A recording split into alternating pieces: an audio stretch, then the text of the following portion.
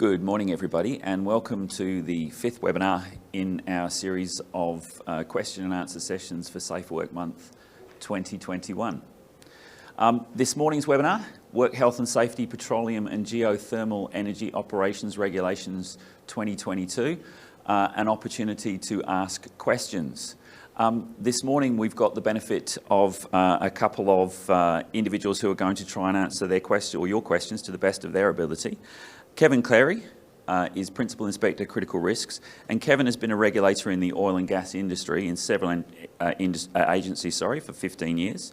Prior to that, he worked in the private sector as an HSC consultant and a process control engineer. He's currently involved in the Work Health and Safety Reform Project and has been providing drafting instructions for the regulations. With Kevin this morning is Luke van Baaren, and he is a mechanical engineer.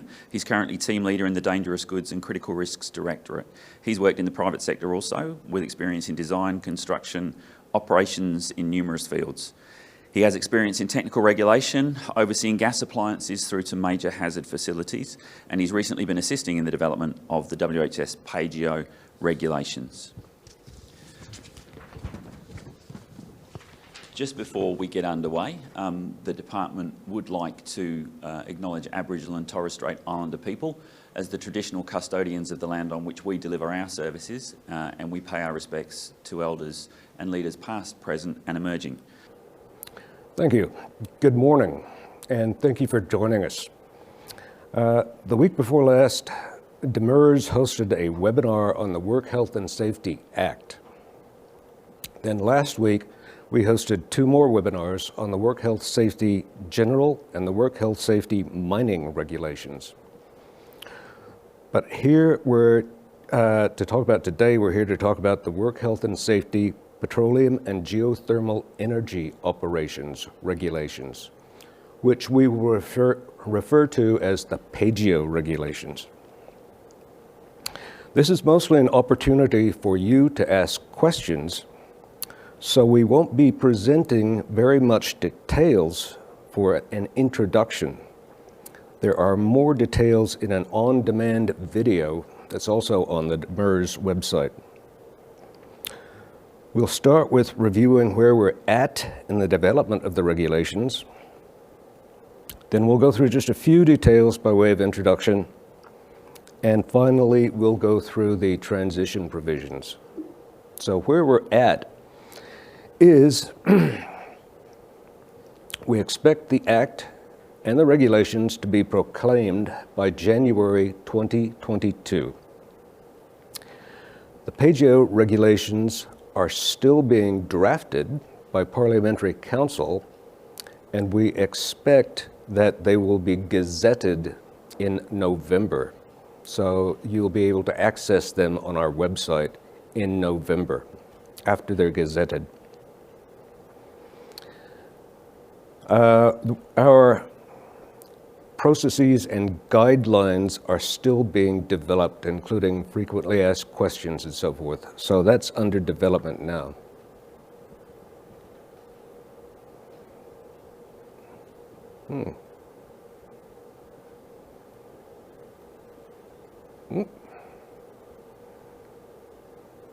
Okay. The scope of the PAGEO regulations is that they will apply to onshore petroleum operations and onshore geothermal energy operations and onshore petroleum pipelines. They'll also apply to offshore petroleum operations and offshore petroleum pipelines and offshore petroleum-related diving operations.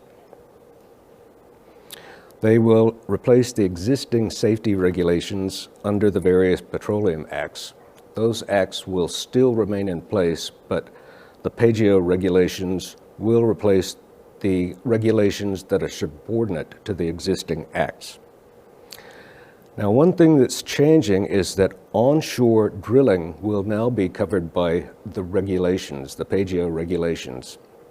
In fact, they always have been, but they've been regulated through the license holder safety case. Under the PAGEO regulations, onshore drilling rigs will have to have a registered operator and a safety case, and the registered operator will have to pay the safety levy.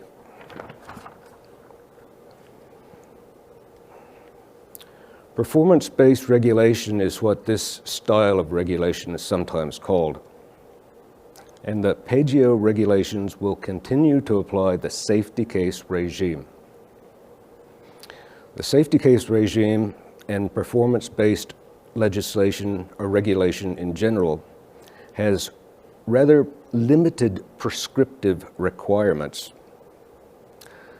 Now, this means that the general industry work health safety regulations that we heard about in a webinar last week will not apply to operations that are covered under the work health safety PAGEO regulations.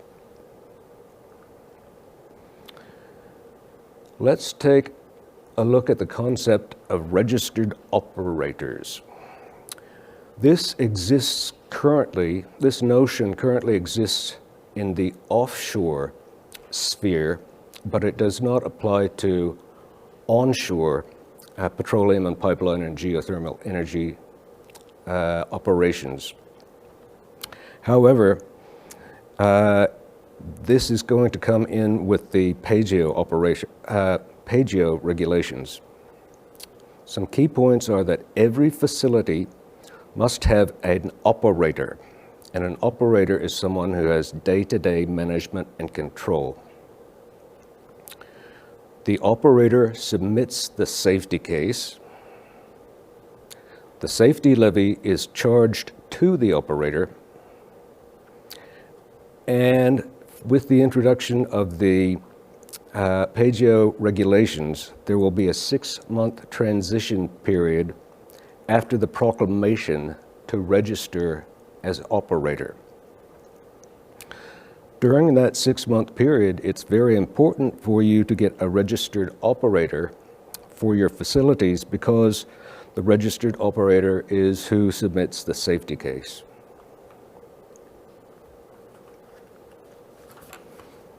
Now let's look at some of the transition provisions where a safety case is already in force at the proclamation date of the Act and the regulations. It will remain in force until the 5-yearly revision is due. A grace period of 2 years will apply, permitting applications just prior to the proclamation to be assessed under the existing criteria. That's the criteria in the current regulations. And any revisions having to do with a significant change will be assessed under the existing criteria during that 2 years. That's not 5-yearly revisions, that's a significant change revision. But any 5-yearly revision submitted after the proclamation will be assessed under the new PAGEO criteria, and any 5-yearly revisions in any new submission after the proclamation will be assessed under the new PAGEO criteria. A special case is for onshore drilling rigs. For this, there will be a 6-month transition period for operators of onshore drilling rigs to get their own safety cases accepted. During that transition period, the drilling activities will continue to be regulated via the license holder's safety case as they are now. Finally, let's talk about the safety levy and how that will be affected by the PAGEO regulations. There will be no change to the calculation of the safety levies. There will be administrative changes to the Petroleum and Geothermal Energy Safety Levies Act and regulations to align with the PAGEO regulations. And in terms of transition, at the proclamation, the safety levies will be charged to the existing parties who are now charged, but when the operator is registered, safety levies will be charged to the operator. That's all we have planned for the introduction. Now we'll open up the webinar for questions.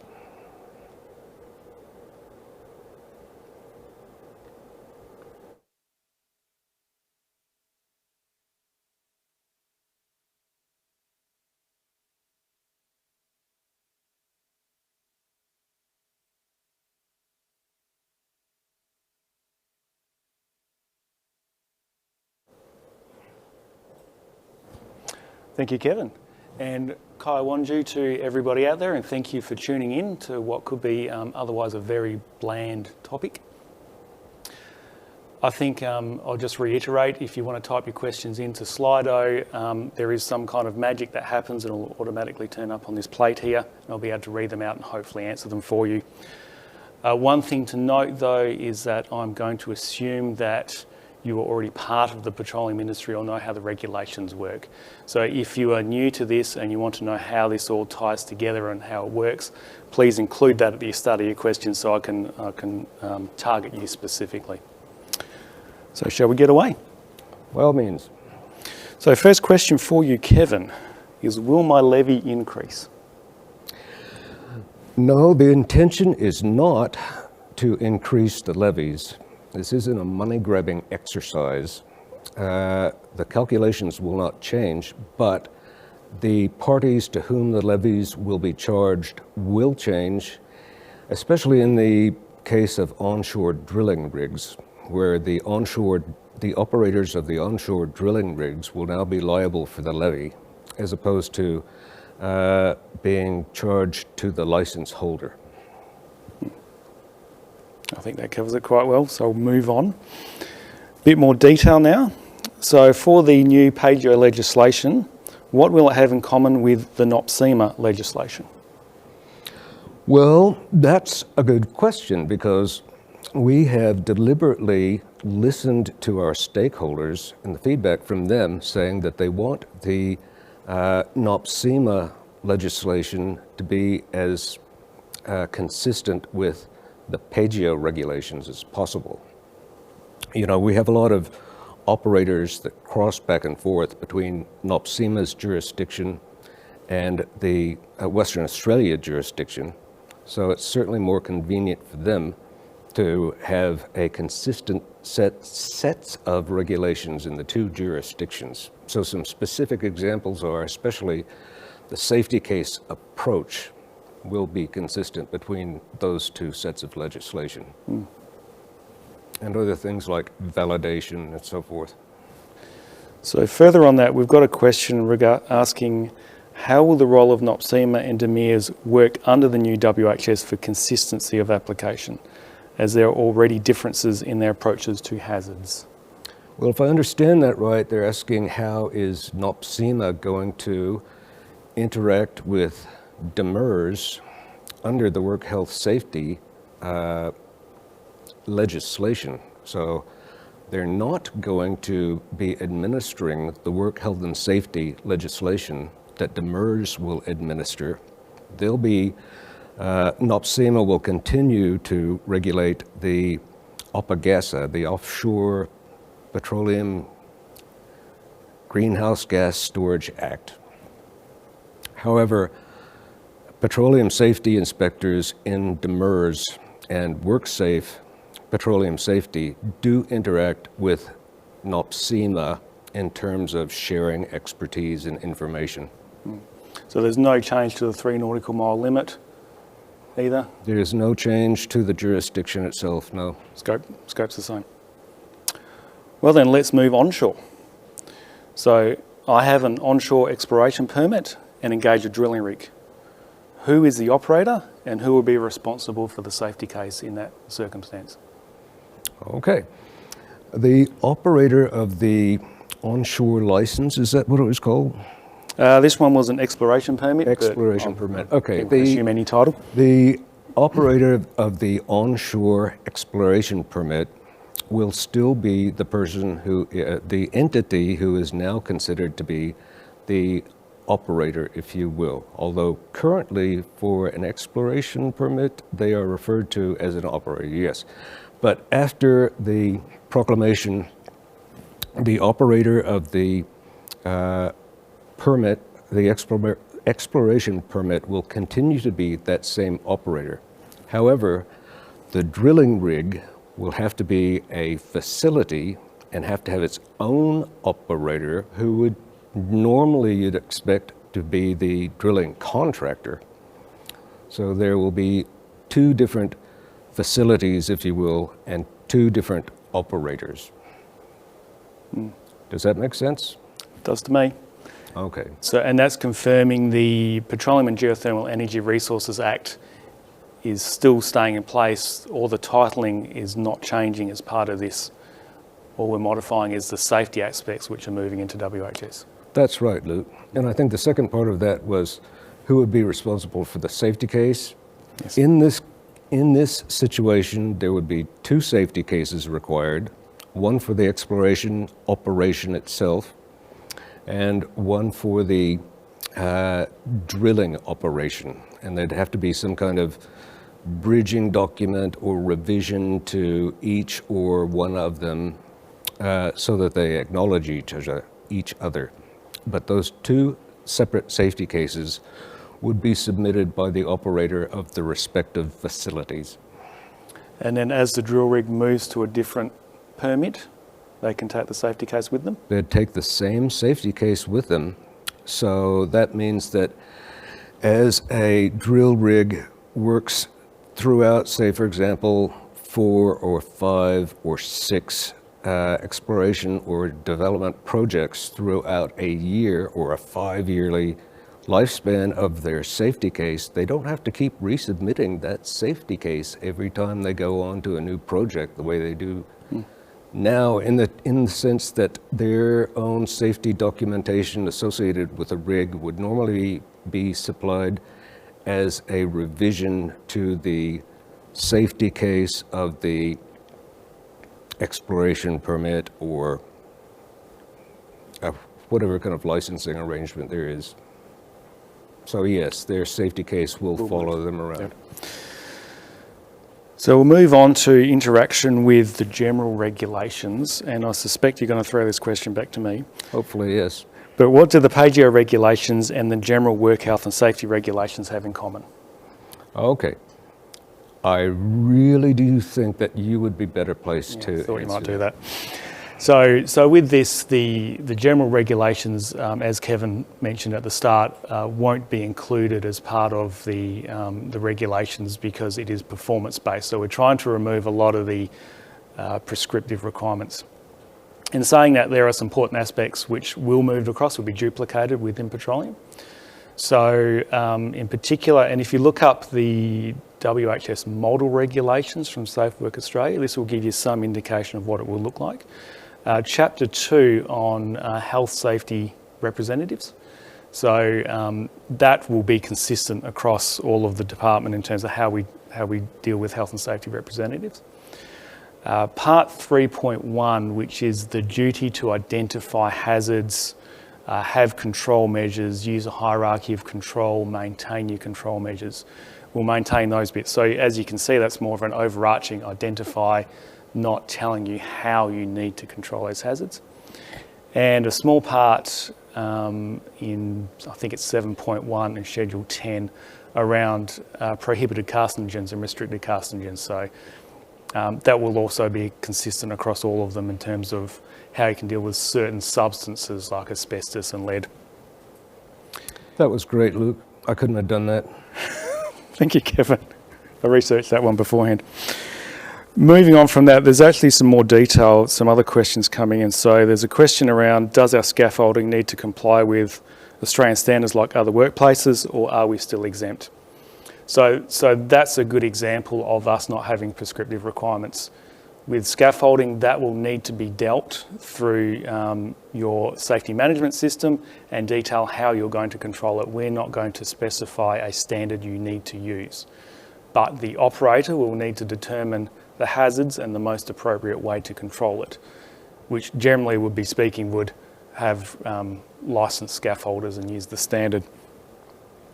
There's another question here around. Actually, I'll throw this one to you, Kevin. I'm not sure how to answer this one. Our safety plan doesn't explicitly address many specifics like health monitoring, noise, or high-risk licences. Must we comply with the general WHS regs for these? No. This is where those prescriptive requirements of the general work health safety regulations do not apply to PAGO operations. As you said a minute ago, Luke, the safety management system, which comprises part of the safety case, has to address all those by identifying the hazards, identifying controls, putting in management systems to manage those controls. But this kind of regulation does not prescribe many of those prescriptive requirements, such as in the general work health safety regulations. So no, those don't apply. Having said that, a lot of operators, most operators, in implementing their own safety management system, adopt a lot of those standards and things like the SCAF tag program and licenses anyway as part of their own safety management system. See, as part of getting their safety case approved, the safety case has to have a demonstration that they are managing their risks so far as is reasonably practicable. And that is considered by the regulator or the WorkSafe Commissioner when deciding whether or not to accept the safety case, because you cannot start the operation until you have an accepted safety case. Now, in terms of the content of that safety case, does it need to address hazards like sexual harassment and assault? If so, does DMIRS have experts who will help develop controls for this? I don't know. Do you have any idea about that? I do know that the issue of sexual harassment is not specifically identified in any of the work health legislation, is it? Yeah, it's an interesting one, and obviously neither of us are lawyers. So there's obviously criminal components to this as well, where you're talking about harassment and assault. And then if we're referring probably more back to the Act in the sense that you have a duty of care to provide a safe workplace. I think that's where a lot of it's going to sit. I think that's a good one for us to consider for some more information later on. Perhaps we can capture that in some of the ongoing development of the guidelines we're working on. It is definitely high on our radar at the moment, make no mistake about that. Sticking with this theme, I do quite like this question on can we choose to comply with the general regulations instead of the PAGO ones? They're a lot more detailed and easier to comply with. Made me chuckle too. I like that question too. Do you want to take it or should I? I'll leave that one with you. Okay. If that's all right. No, you cannot choose to comply with the general regulations instead of the PAGO regulations. If you're working on a PAGO operation, or a PAGE operation, I should say, because they will be disapplied. The general regulations will be disapplied from the PAGO operations when they are gazetted. If the workforce and management together want to take on certain of those prescribed requirements that are in the general regulations on a voluntary basis as part of their own safety management system, they're welcome too. But I just wonder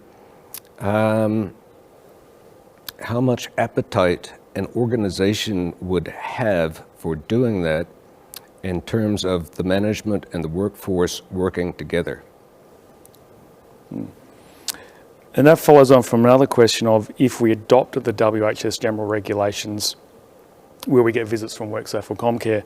And the answer is you don't really get to choose to adopt it or not.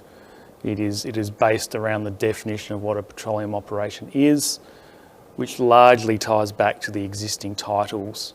So if you are an existing petroleum operation, you will be in the future. Yeah. I think the second part of that was, would we be getting visits from WorkSafe, the general WorkSafe inspectors? And because those regulations are excluded from petroleum and geothermal energy operations, a lot of those requirements like pressure vessels and things like that, that what you'd normally consider the WorkSafe inspectors to go around inspecting, no, they won't be doing that. However, if there are commitments in your safety case having to do with those kinds of maintenance activities or licensing or whatever, what will be known as the WorkSafe Petroleum Safety Inspectors, when they come around inspecting your operation based on its safety case, will look at those commitments in the safety case as well. So from a cultural point of view and existing petroleum operators, they should expect to see the same inspectors turning up with the same intent, largely. Yes, that's a matter for all three of the groups of WorkSafe to work out together. But yes, that is our intent at this point, that you'll be seeing the same kinds of inspectors going around to inspect your sites. We have another couple of questions going back to the general regs. One, will we need to register certain types of plant like mines, and do our forklift drivers have to have a high-risk work licence, or will they also be exempt? So that does go back to what we were talking about previously, is if the Pagero regs apply, then the prescriptive requirements don't kick in from the general or the mines regs, which means that plant registrations are not mandatory nor high-risk work licences. But you must comply with your safety case. And your safety case will still have to come through us for approval, and you still need to demonstrate that you have your hazards under control and appropriate control measures in place. So let's move to an ACT question. Well, okay, but let's just be judicious about these ACT questions, because we're really here to talk about the PAGEO regulations. But if we can, we'll try to answer it. I don't think so. See how you go. Authors of safety cases now duty holders under the Act. Can we be prosecuted for industrial manslaughter? I think that is outside of the purview of this webinar that we're in right now. I don't think we are capable of discussing that authoritatively. Legal advice in terms of, I assume part of this is, would you be an officer if you're drafting a safety case? But we'll stick to the regs for this one if we can. Okay, some major hazard facility questions. As an operator of a petroleum-based major hazard facility, do I also require a safety case under the new PAGEO regulations? Well, that's a good question, Luke, but you have more experience with major hazard facilities than I do. Why don't you take that question? Yeah, so I assume what we're talking about here is the likes of the large LNG plants, petroleum refineries, and large petroleum terminals. So the first thing is, to be a petroleum operation under these new regs, you need to have a title under Pagero or the PPA, or work in the adjacent area. So for those existing facilities, they still won't have a title, so they won't fall under these Pagero regulations. The Dangerous Goods Safety Act will remain in force, so that's not changing. Major hazards will still fall under it, and you will either apply the MHF safety case or the Pedero safety case. So it won't be a case where you apply both. So that will be fine. Which then follows on to, are MHFs exempt from the requirements of the general regulations? Also outside the purview of this, but I'm quite happy to jump in. No, the general regulations would apply to an MHF unless it's covered under the PAGO regulations, which, as we discussed, MHFs aren't. So WorkSafe General would apply. Good point. So if NOPSEMA does not administer the WHS regs, and similar hazards can occur offshore/onshore in terms of hydrocarbons, how will consistency be applied? I don't know whether you're talking about consistency of approach or consistency within the legislation. Yeah. But I don't think I can answer this definitively, just that the legislation between the PAGO regulations and the legislation that NOPSEMA administers are very similar. There's a lot of commonalities. It's basically the same approach that's based on the safety case. And the consistency between DEMERS and WorkSafe Safety and NOPSEMA, well, we do interact. The two organizations do interact with each other quite a bit. Like NOPSEMA has some safety regulation working group or something, I can't remember exactly, that we are represented on. And we do have, for example, work together on workshops for HSRs and so forth. So it's just through interaction between the two agencies. Do you think that was what the question was getting at? Yeah, it seems more of a policy type issue, I think, here, because the regulations are reasonably consistent in the sense that it will be a safety case and we go through the same administrative processes. It's then the policy of two different departments, one a Commonwealth Department and the State Department, on how they apply those regulations and have the culture. So that's kind of my thoughts. Oh, another dangerous goods one. This will probably also fall to me. Will gas processing plants operating under a safety case still be required to also maintain a dangerous goods site licence? So the Dangerous Goods Safety Act will still apply where it applies. And in that case, the only area, I think in relation to PAGO, it doesn't apply is something covered under the Petroleum Pipelines Act. So in that instance, unless the Dangerous Goods Safety Act disapplies itself, you will also have to have a dangerous goods site licence.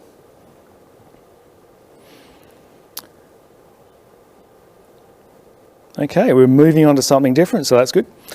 For a new development, what level of independent validation is required? There will still be similar requirements in the PAGO regulations as there are in the existing petroleum regulations. Facilities that are going through say new developments, for example, facilities and operations have to go through a validation process as part of the safety case assessment and acceptance process. Now, the way validation is handled is that the operator and the regulator need to decide and agree on a scope of validation. That's very general. It could involve a lot of different aspects of an operation, including all of the facilities, and in fact it usually will. It will usually be quite detailed, but it's subject to the agreement between the regulator and the operator.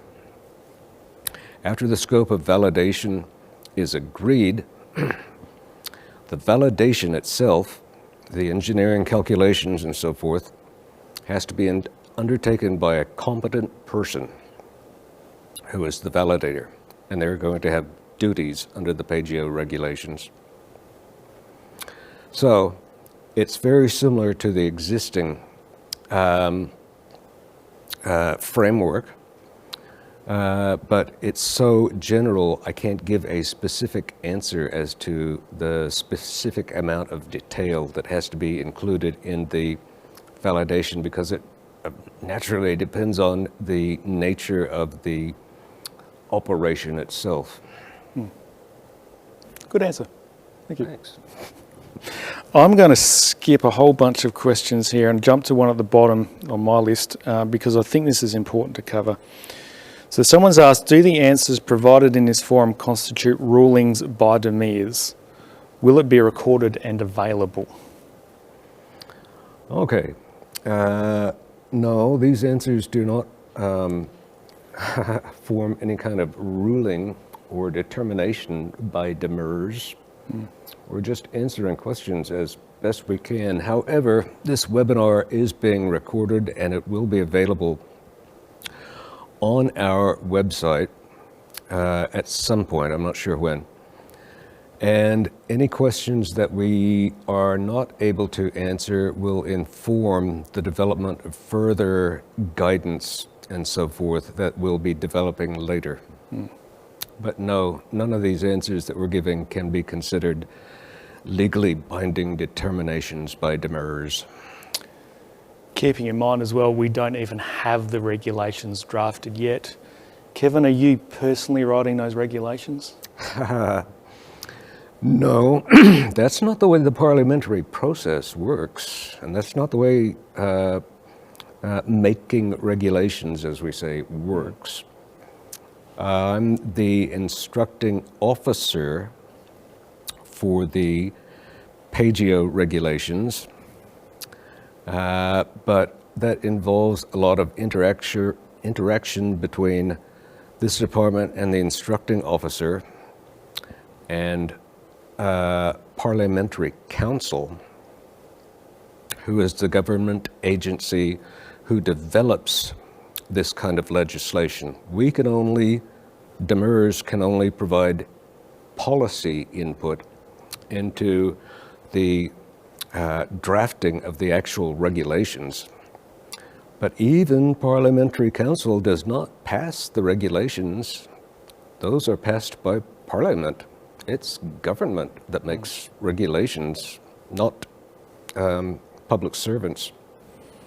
So this forum, we can provide information about the instructions we're providing to Parliamentary Council Office, but the actual regulations still haven't come back. So there's, in terms of rulings and detail, we haven't seen that yet.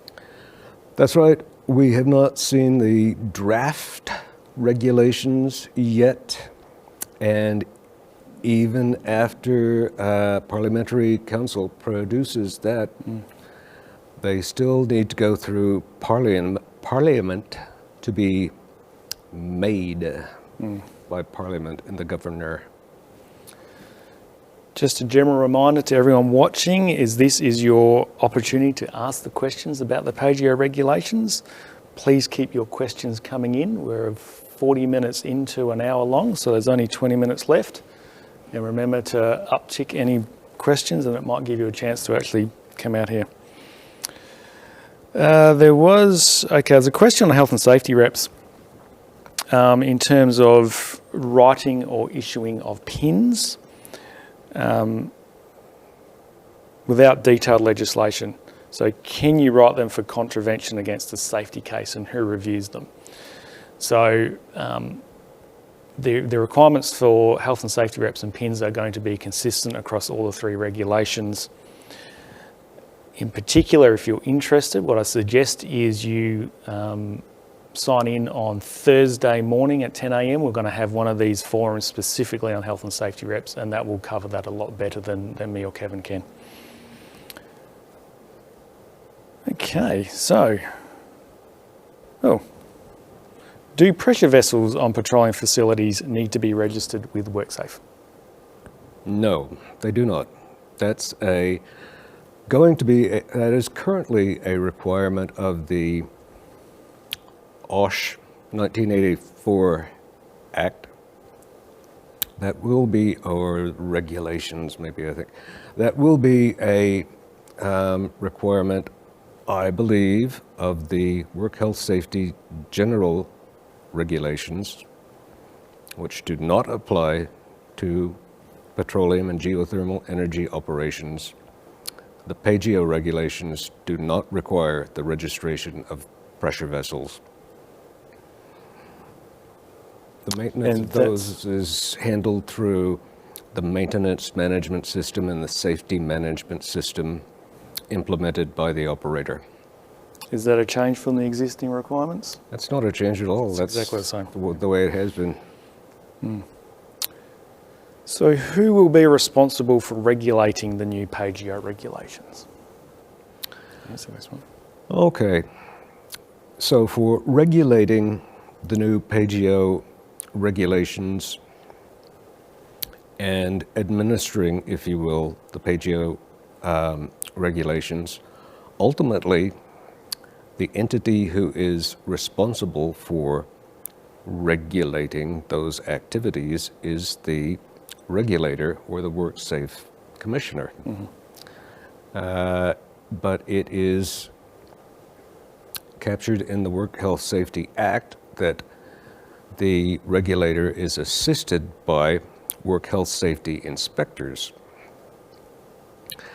Now, it is the department's intent that there will be specialized inspectors within the broader inspectorate, the DEMERS, who will be assigned to, say, for example, petroleum and geothermal energy operations. So there will be specific work health safety, petroleum safety inspectors. I think you're going to throw this one back to me as well. If an organisation operates under the MHF Dangerous Goods Act and has drilling operations, are the drilling operations captured under PAGEO or MHF?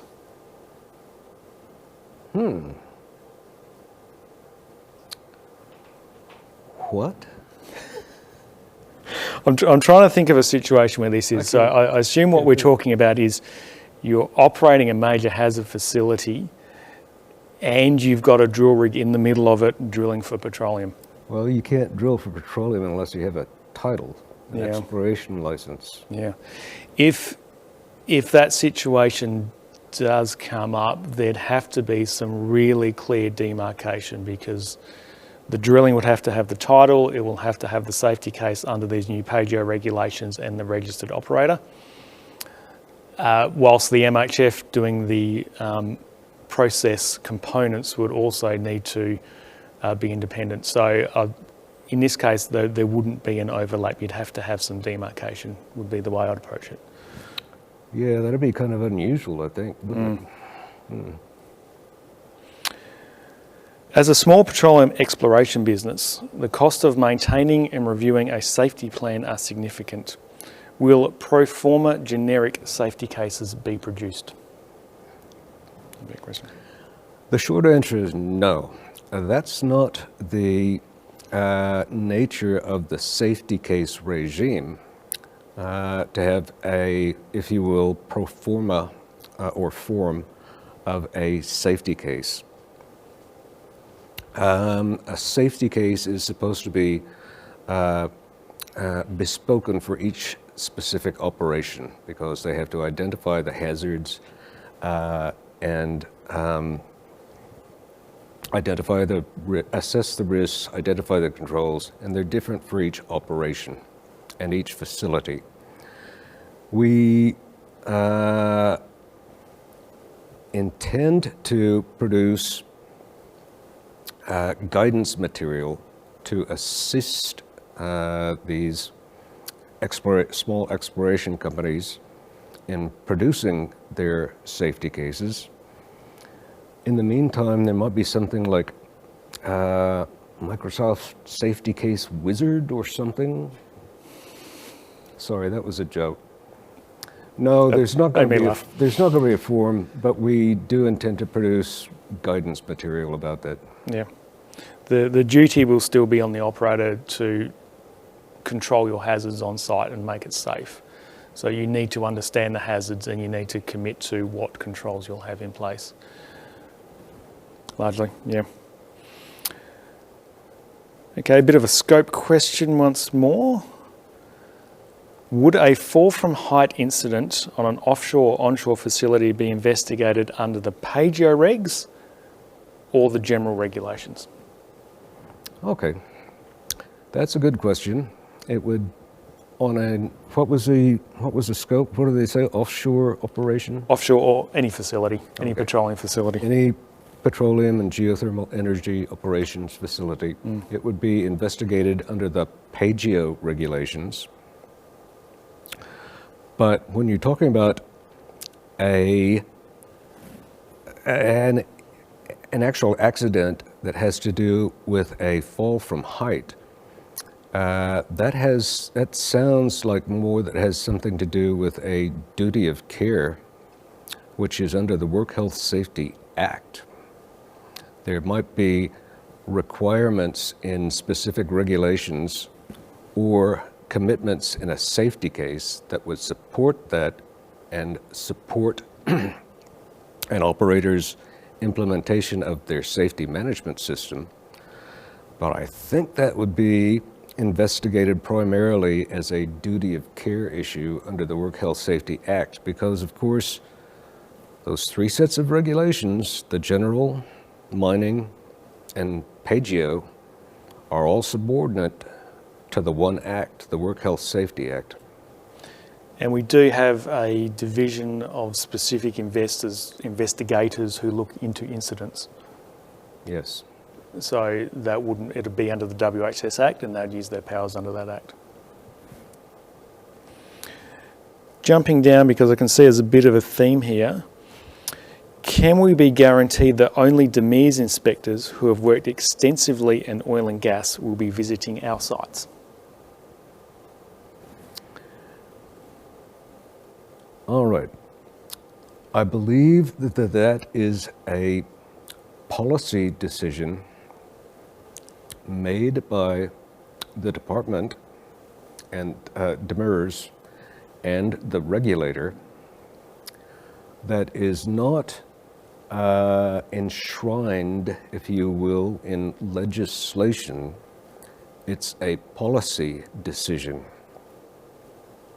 And it's not for somebody like me to make that kind of policy. I can just let you know that it is my understanding that that is the way that the regulator, the WorkSafe Commissioner, the regulator, and DEMIRS intend to take that decision. Do you think that's fair? There'd be some, we'd have to ensure it's a competent inspector going to a site. I think we don't want to see a situation where inspectors are working on something that's they don't understand well enough. But yeah, that will be policy, not part of the regulations. So a final call for questions. If there are any more, please send them in. We're down to the last 10 minutes effectively. So, how do I register as an operator? Okay, so it's something that doesn't take that long, so you shouldn't wait until the end of the 6-month period to do it. And the way you do it is you identify what you are registering as an operator of, and we talk about the operator of a facility and a safety case for an operator, for an operation. A facility is a place essentially where a PAGEO operation occurs.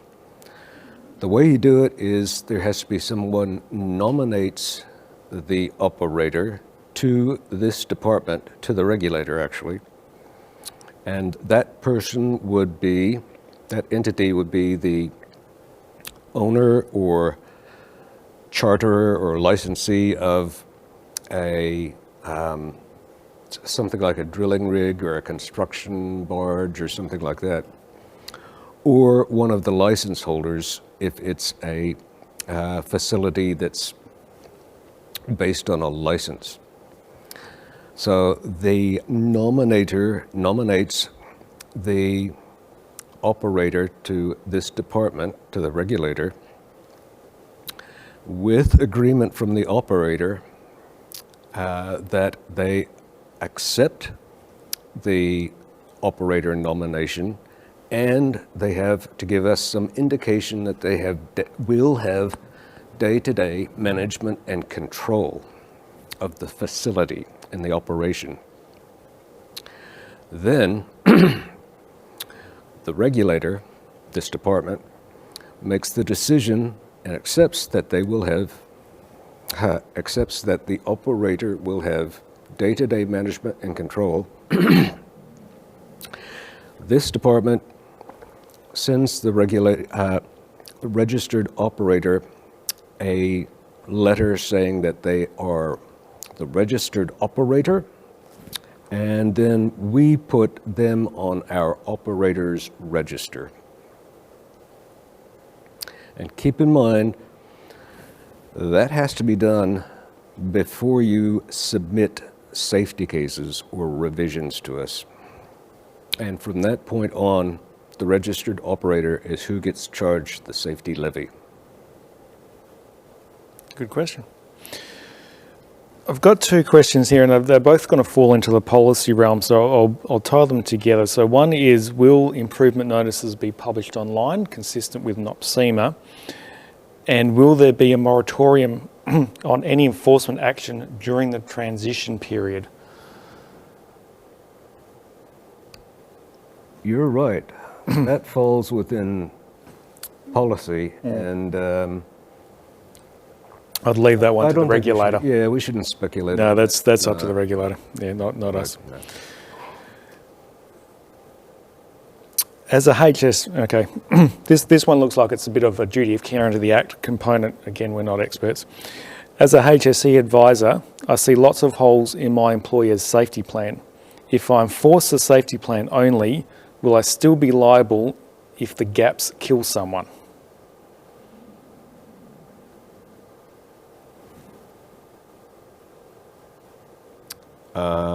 No, I think that's too much having to do with the Work Health Safety Act. I don't think that's up to us. It's a bit of a problem though, I think, in terms of safety cases specifically. I'm not sure if you're familiar with that from this question, but safety cases, you still have to consult with your workplace, and as the regulator, we want to see evidence that you've consulted with the workplace. So you can't just, the operator doesn't just submit a safety case to us that they've dreamt up and haven't run past their workforce. There has to have some involvement, and we have to see that. Okay. Does the PAGEO definition of a facility align with the NOPSEMA definition? Okay, that is a good question. The short answer is yes. That is certainly, and having said that, I'm basing that on our knowledge of the drafting instructions for the PAGEO regulations, because they have not been gazetted yet. However, my understanding from the work that I've been doing on these, the drafting instructions, is that they do line up almost exactly with the definitions of a facility in PAGEO. Now, I can't remember exactly what they are, but they exclude certain types of vessels, for example, that if there were not specific regulations of these specific types of vessels that are not facilities. They would otherwise be considered facilities and have to have safety cases.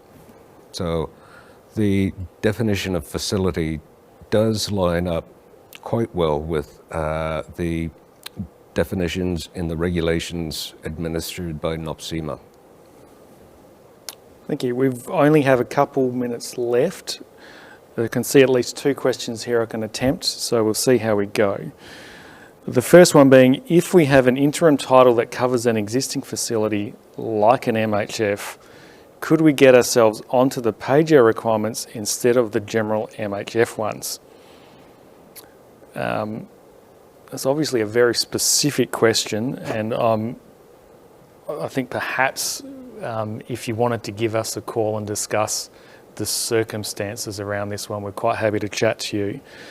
I think in general, the answer would be, do you have a title under PAGERA or PPA?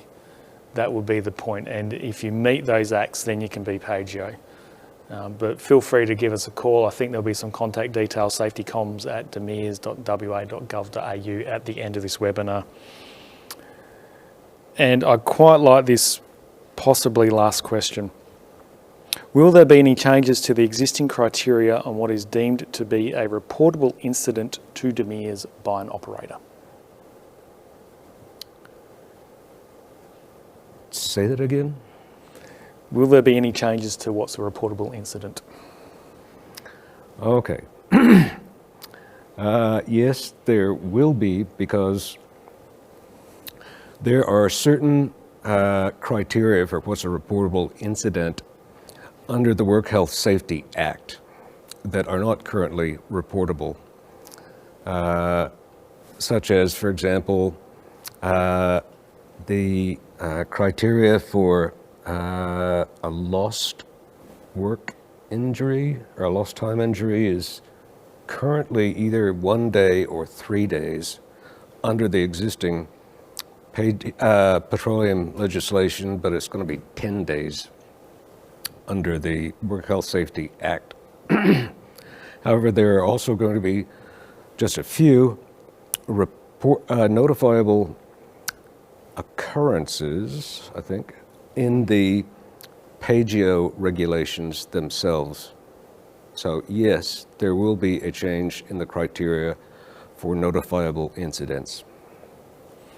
And that is all the time we have for today. So thank you for your attendance and all of your questions. Just a reminder that this webinar has been recorded and will be available on the WorkSafe website at some date in the near future. Any questions that we didn't get to will be used in the development of guidance and information. And of course, Kevin does like to be spammed, so if you have his email, just write him lots of emails. Fair enough? Thank you, Luke. All right. Thank you, everybody.